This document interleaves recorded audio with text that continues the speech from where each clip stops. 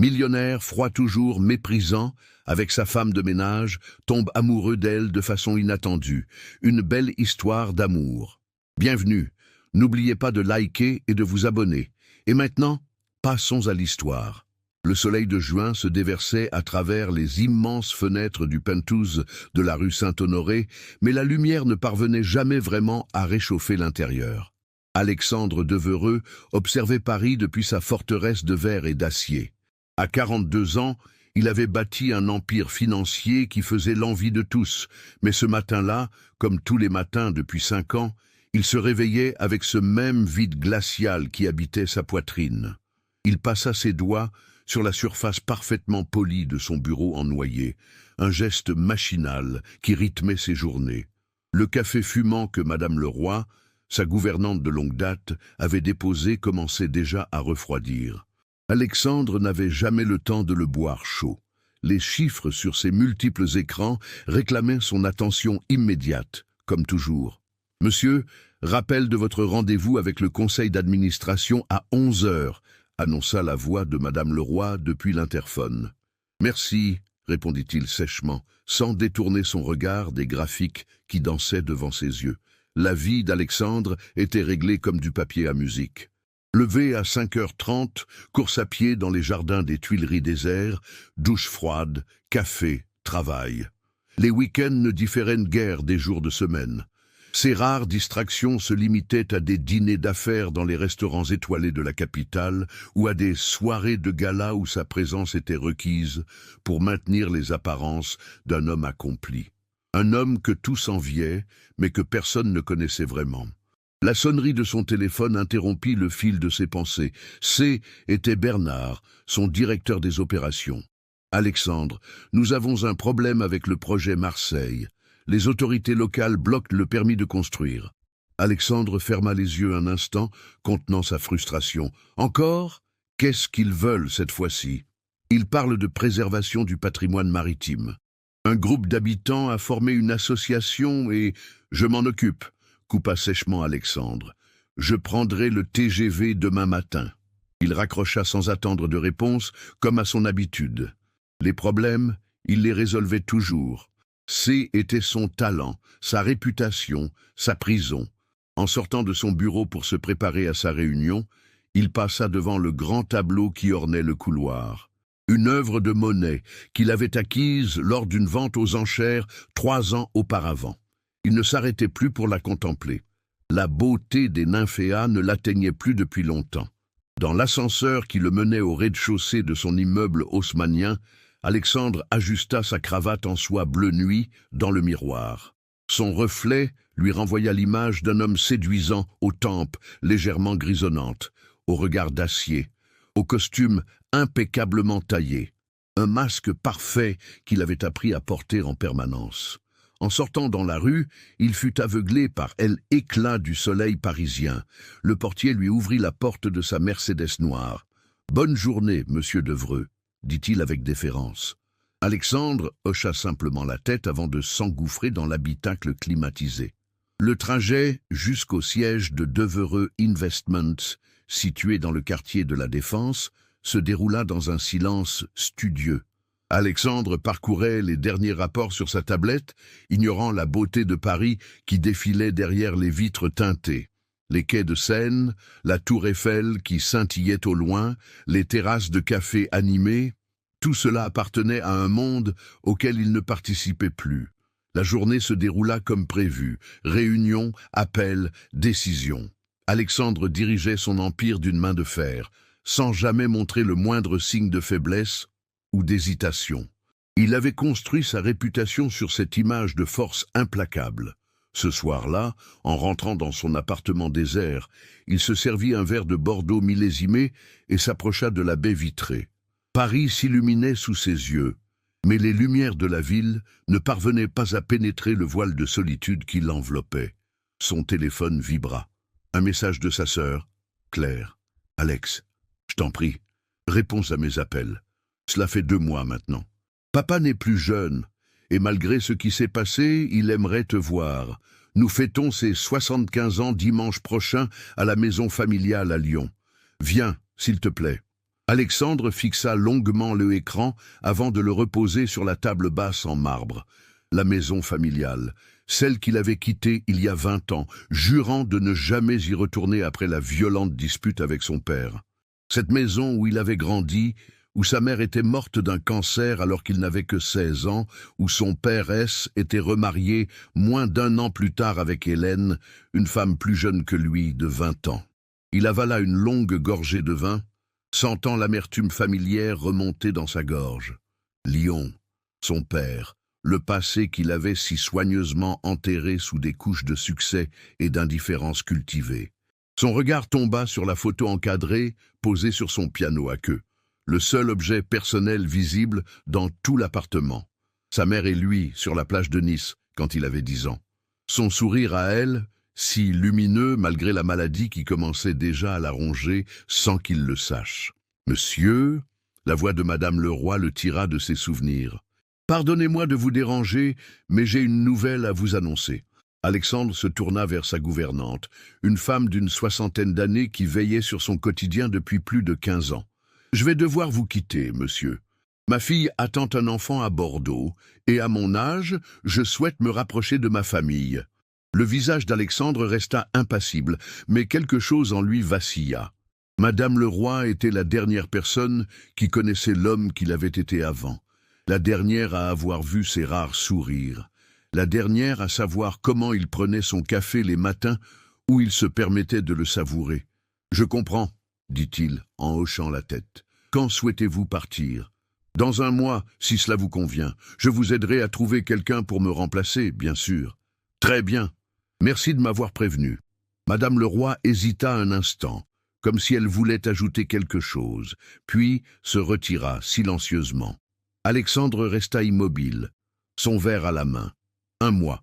Il aurait dû se sentir contrarié par ce changement dans sa routine bien huilée. Au lieu de cela, il ressentit une étrange sensation de étouffement, comme si les murs de son luxueux appartement se rapprochaient soudainement. Son téléphone sonna à nouveau. Cette fois, C était Marcel, son ami d'enfance devenu son avocat, le seul qui avait survécu à son ascension impitoyable dans le monde des affaires. « Alex, j'ai les papiers concernant le testament de ton père. » Alexandre se figea. « Pardon ? Ton père a modifié son testament. Il m'a demandé de te contacter personnellement pour t'en informer. Je ne comprends pas. Pourquoi modifierait-il son testament maintenant ?» Il y eut un silence à l'autre bout de la ligne. « Il est malade, Alex. Cancer du pancréas, stade terminal. Les médecins lui donnent 3 à 6 mois. » Le verre glissa des doigts d'Alexandre et se brisa sur le parquet, éclaboussant ses chaussures italiennes de vin rouge. Le bruit du cristal qui se brisait résonna dans l'appartement silencieux comme un coup de tonnerre. « Alex, tu es toujours là. »« Oui, » répondit-il d'une voix qu'il ne reconnut pas. « Qu'est-ce qu'il veut ? Te voir. Il a mis une condition à ton héritage. Tu dois passer 1 mois à la maison familiale avant sa mort. 1 mois complet où tu seras déshérité. » Alexandre éclata d'un rire sans joie. « Il croit que j'ai besoin de son argent ? » « Ce n'est pas une question d'argent et tu le sais, » répondit doucement Marcel. « C'est sa façon de te demander de faire la paix avant qu'il ne soit trop tard. » Alexandre regarda par la fenêtre, les lumières de Paris devenant floues devant ses yeux. Son empire, sa vie parfaitement contrôlée, son isolement volontaire, tout semblait soudain fragile face à cette nouvelle qui venait fracasser ses certitudes. L'anniversaire dont Claire m'a parlé, c'est un prétexte, n'est-ce pas? Oui, c'est peut-être sa dernière fête d'anniversaire. Claire essaie de réunir toute la famille. Alexandre ferma les yeux, sentant le poids des années de silence et de rancœur peser sur ses épaules. « Je dois réfléchir, Marcel. Le temps presse, Alex, pour lui et peut-être aussi pour toi. » Après avoir raccroché, Alexandre resta immobile au milieu de son salon.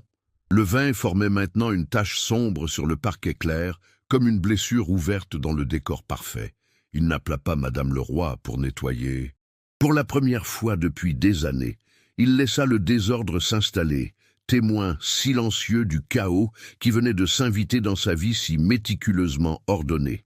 Cette nuit-là, Alexandre ne dormit pas. À l'aube, les premiers rayons du soleil le trouvèrent toujours debout face à la fenêtre, une décision impossible à prendre pesant sur son cœur. Retourner à Lyon signifiait affronter les fantômes qu'il avait fuis pendant 20 ans. Mais ne pas y aller signifiait peut-être vivre avec un nouveau regret, plus lourd encore que tous ceux qu'il portait déjà. Son téléphone vibra une dernière fois.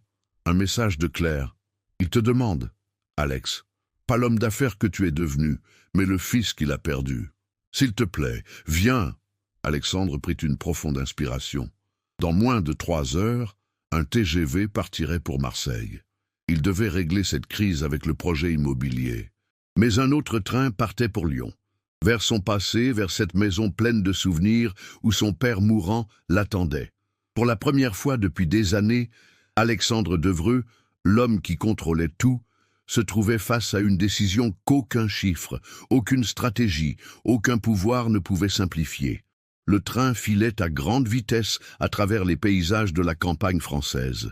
Alexandre regardait sans les voir les champs et les villages qui défilaient par la fenêtre. Son choix avait été fait dans un moment de faiblesse qu'il ne s'expliquait toujours pas.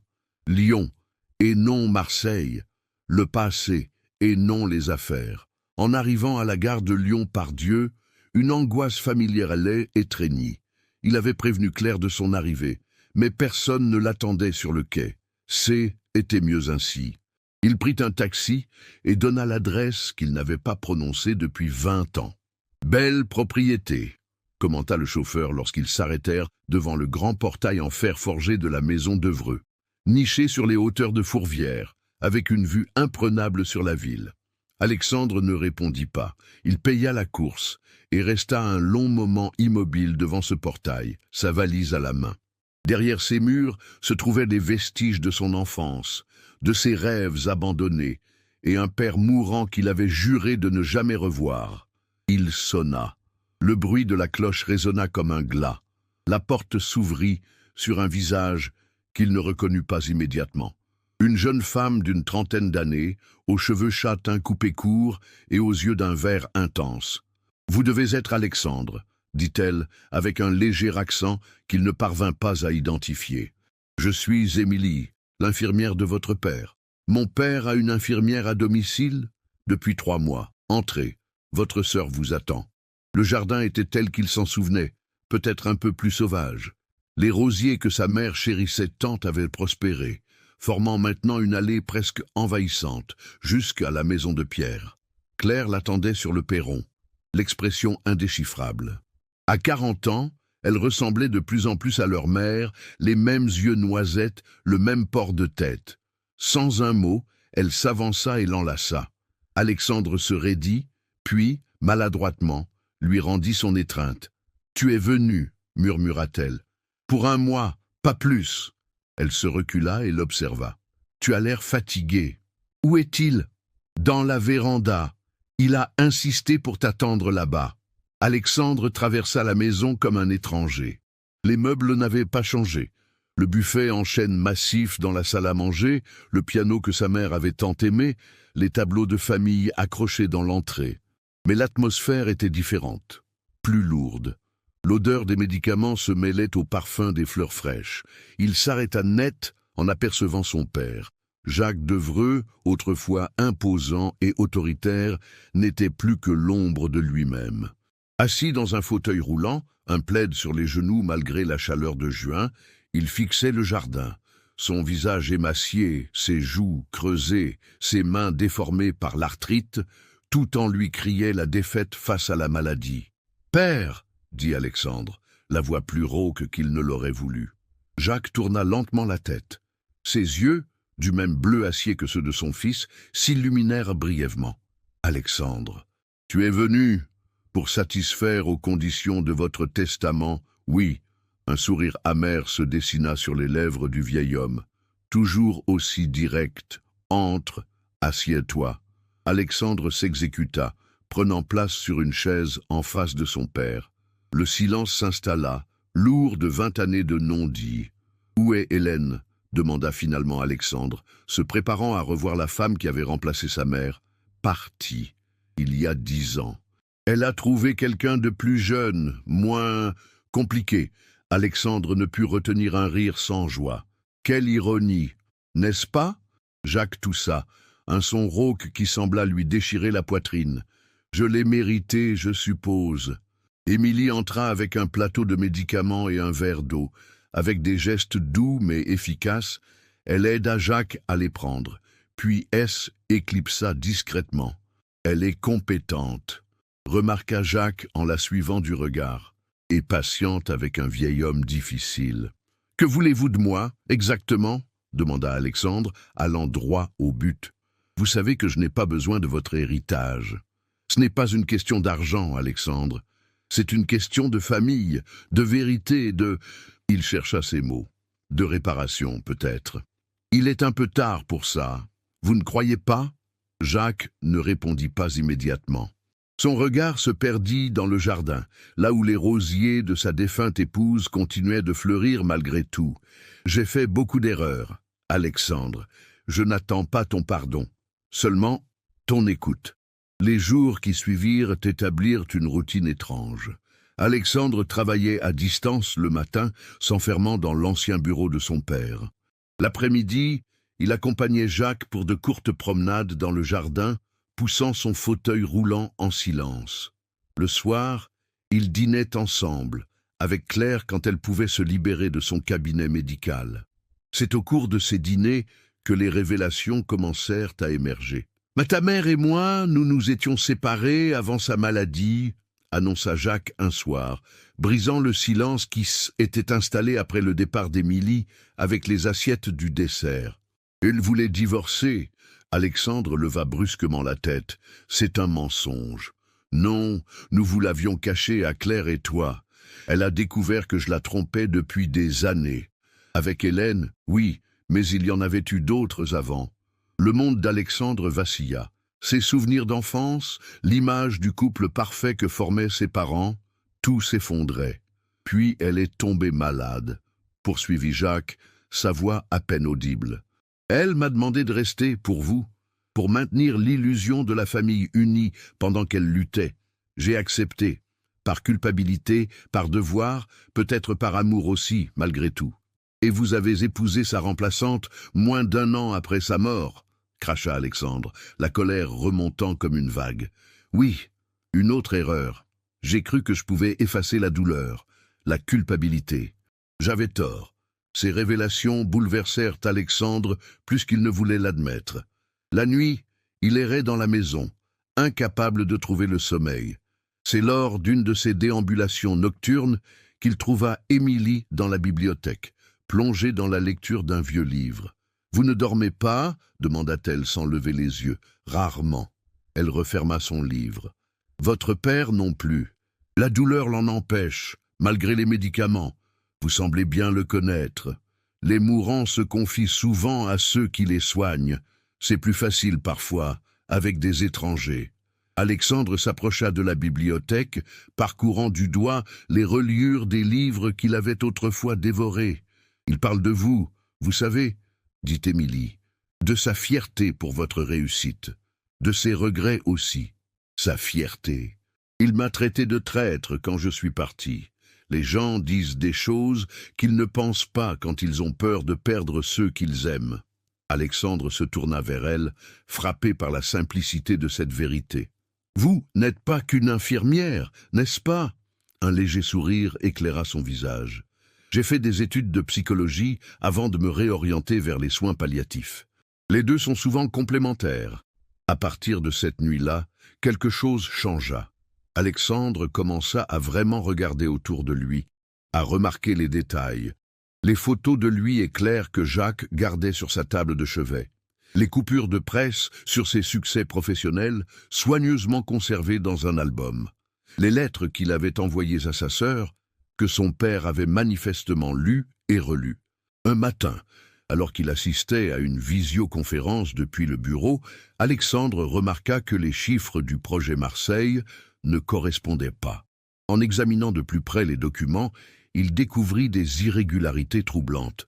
Quelqu'un manipulait les comptes, gonflant artificiellement les coûts. Son instinct d'homme d'affaires éveilla. Il commença à creuser, à suivre la piste de l'argent détourné.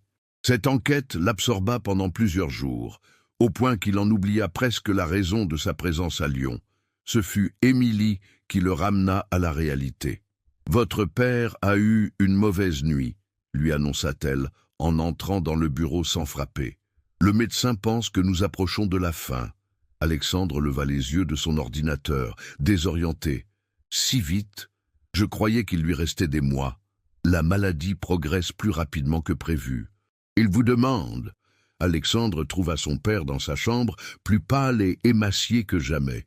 Jacques lui fit signe d'approcher. « J'ai quelque chose à te dire, » murmura-t-il d'une voix faible, « à propos de ton ami Philippe. » Alexandre se figea. Philippe Mercier, son ami d'enfance devenu son associé, puis son rival, celui qui avait pris le contrôle de sa première entreprise dans une manœuvre hostile avant de disparaître avec les fonds. « Il est venu me voir il y a 2 ans, » poursuivit Jacques. « Il voulait faire amende honorable. Il m'a remis ceci. » D'une main tremblante, il désigna le tiroir de sa table de nuit.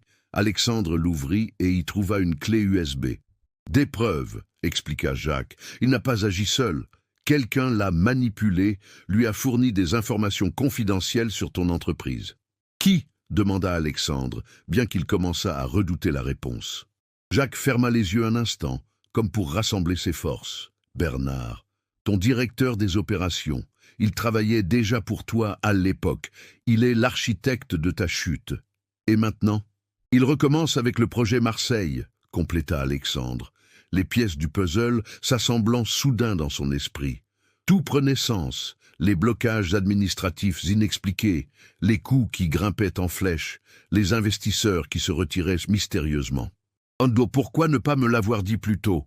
demanda Alexandre, la voix tremblante de rage contenue. « Je voulais être sûr que tu viendrais, que tu m'écouterais.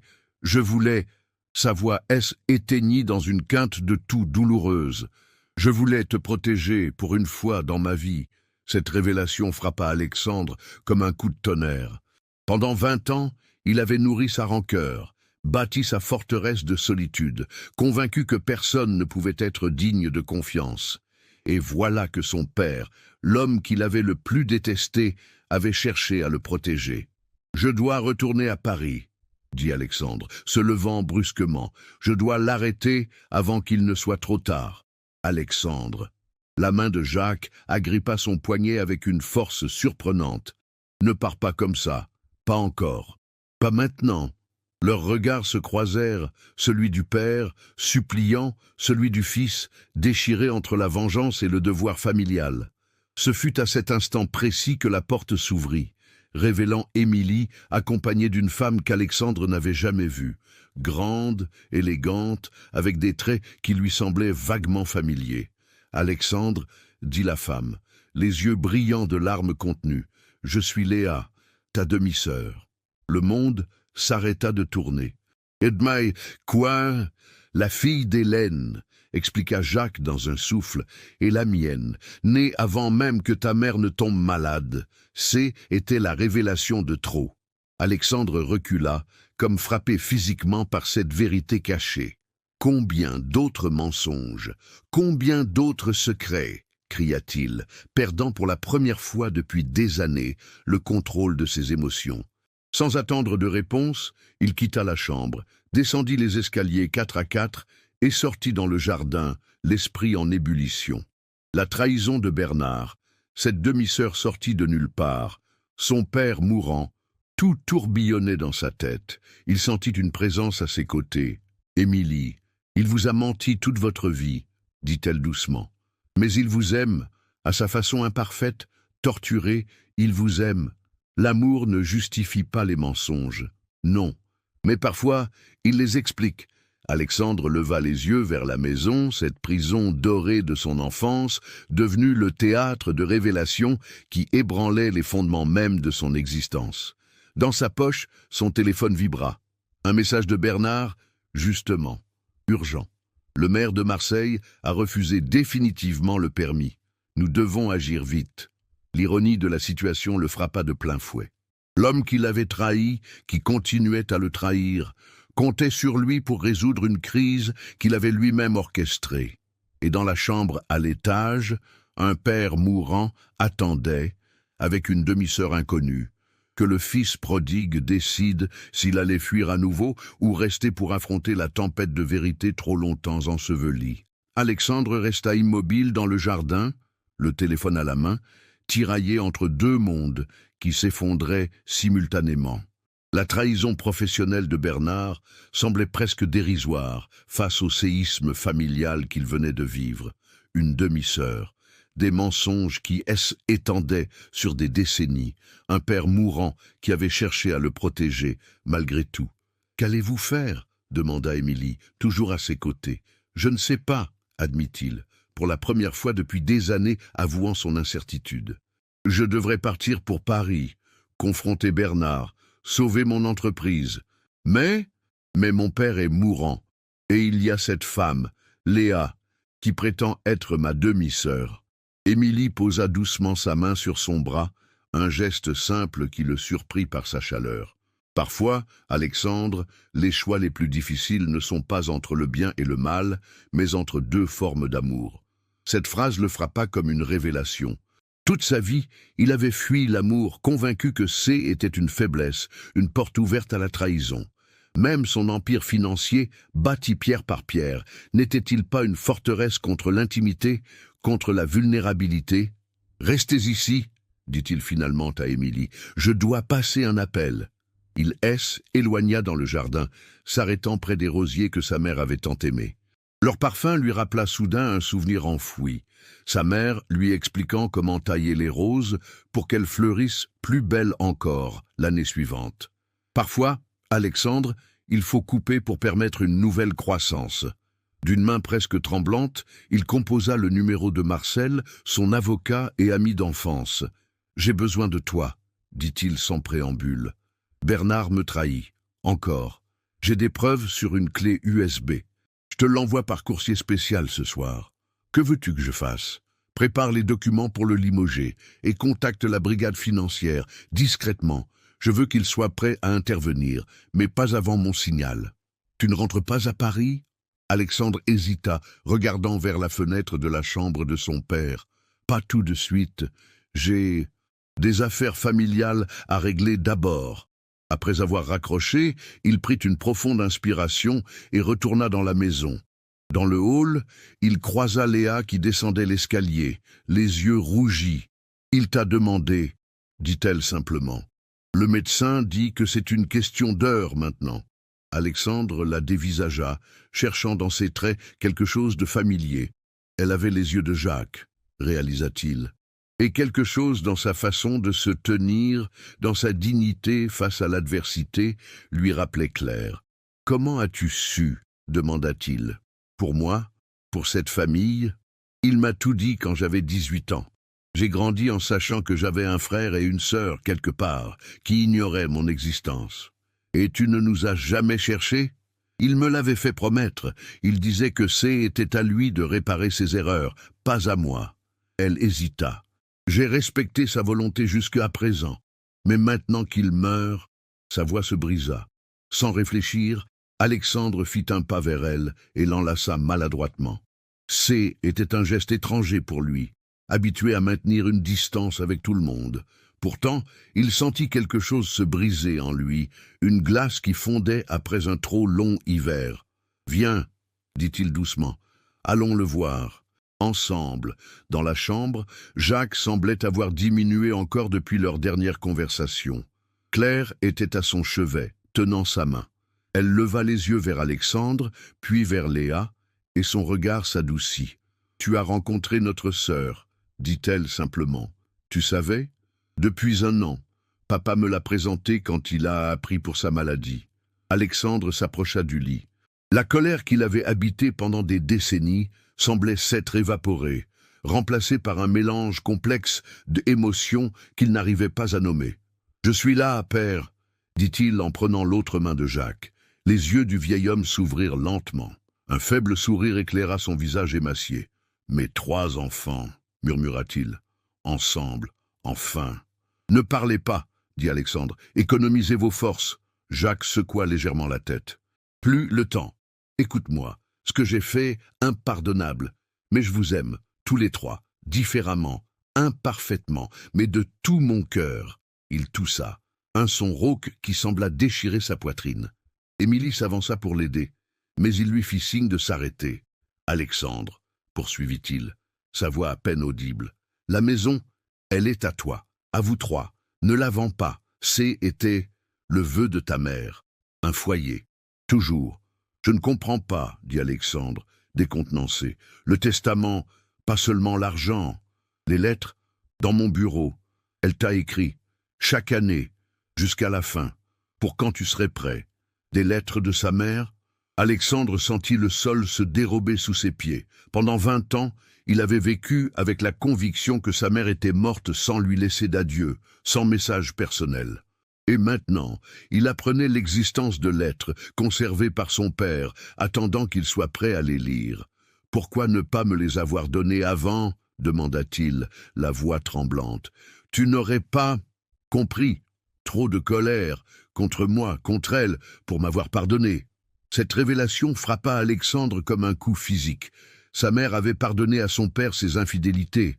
Cette idée bouleversait tout ce qu'il avait cru savoir sur ses parents, sur leur mariage, sur l'amour lui-même. « Promets-moi, » insista Jacques, serrant faiblement sa main. « Promets-moi de les lire, de comprendre et de pardonner.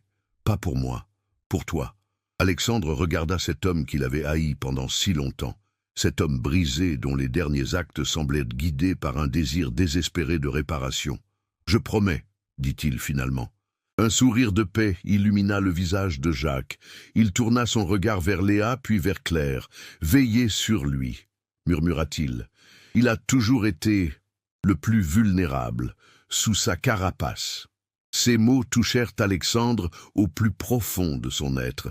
Jamais il n'aurait imaginé que son père le percevait ainsi, vulnérable, lui qui avait passé sa vie à ériger des murs pour se protéger. « Et toi ?» dit Jacques à Émilie, qui se tenait discrètement en retrait. « Merci. Pour tout. » L'infirmière s'avança, les yeux brillants de larmes contenues. « Ça a été un honneur, monsieur Devreux ?» Jacques ferma les yeux, épuisé par cet effort. Sa respiration devint plus laborieuse.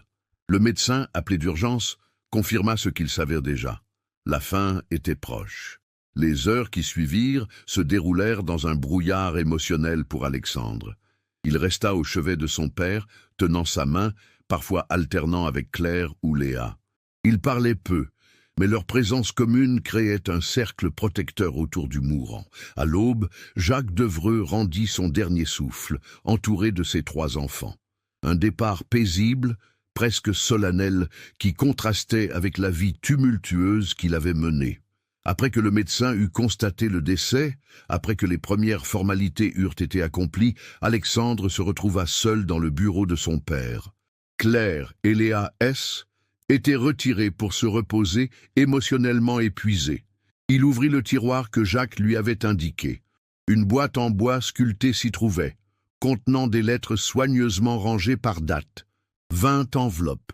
Une pour chaque année depuis la mort de sa mère. Les mains tremblantes, il ouvrit la première. Elle, écriture élégante de sa mère, lui sauta aux yeux, ravivant un chagrin qu'il croyait avoir enterré. « Mon cher Alexandre, » commençait-elle, « si tu lis ceci, c'est que je ne suis plus là et que tu es prêt à entendre certaines vérités. » Il passa la nuit entière à lire ces lettres, à découvrir une mère qu'il n'avait jamais vraiment connue. Une femme complexe, capable d'une force et d'un pardon qu'il n'avait jamais soupçonné. Dans sa dernière lettre, écrite quelques jours avant sa mort, elle écrivait « N'abandonne jamais l'amour, mon fils, même quand il fait mal, même quand il semble impossible.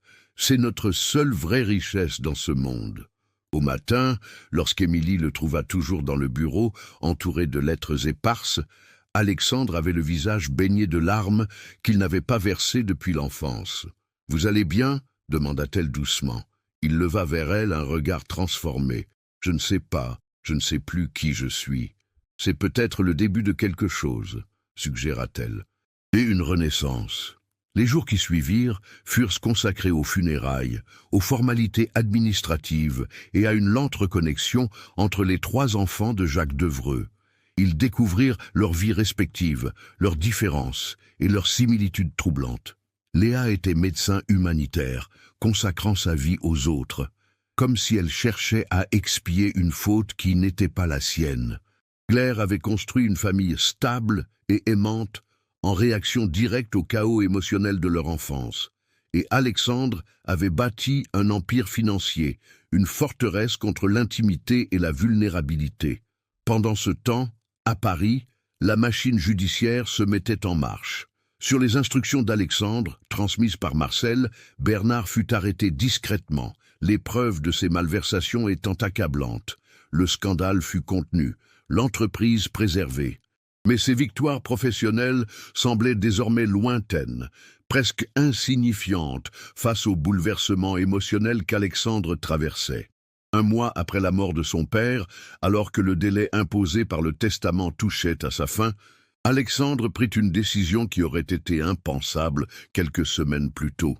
Il convoqua le conseil d'administration de Devreux Investments et annonça qu'il prenait un congé sabbatique d'1 an, confiant la direction opérationnelle à une équipe de confiance pilotée par Marcel. « J'ai des projets personnels à mener », expliqua-t-il simplement à ses collaborateurs stupéfaits. Le soir même, il retourna à Lyon, à la maison familiale, où Claire et Léa l'attendaient pour discuter de l'avenir de la propriété. « Moi, je ne veux pas la vendre », annonça-t-il dès son arrivée. « Je voudrais la restaurer, en faire un lieu de vie à nouveau. » Ses sœurs le regardèrent avec surprise. « Tu veux vivre ici ?» demanda Claire, incrédule. « À Lyon ?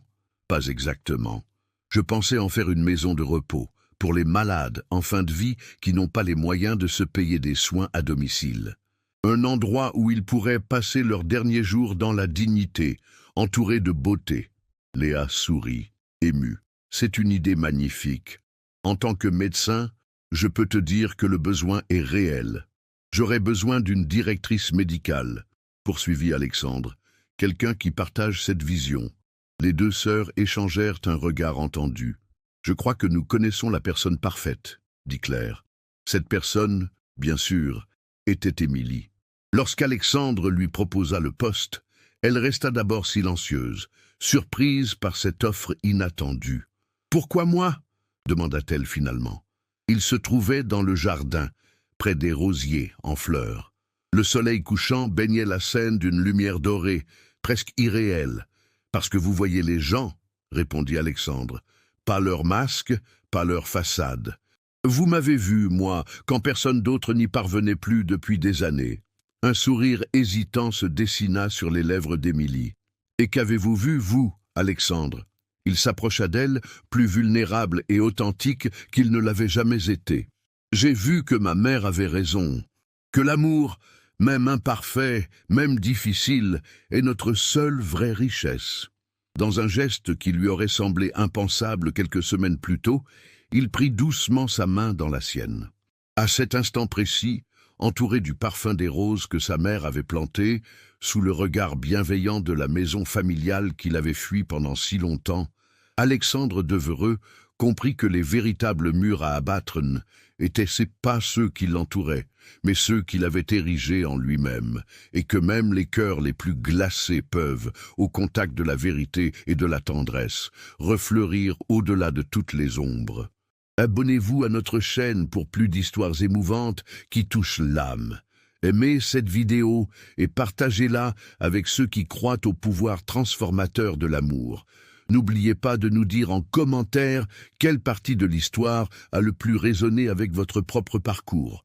Car comme Alexandre, nous avons tous des murs à abattre pour découvrir notre vraie richesse.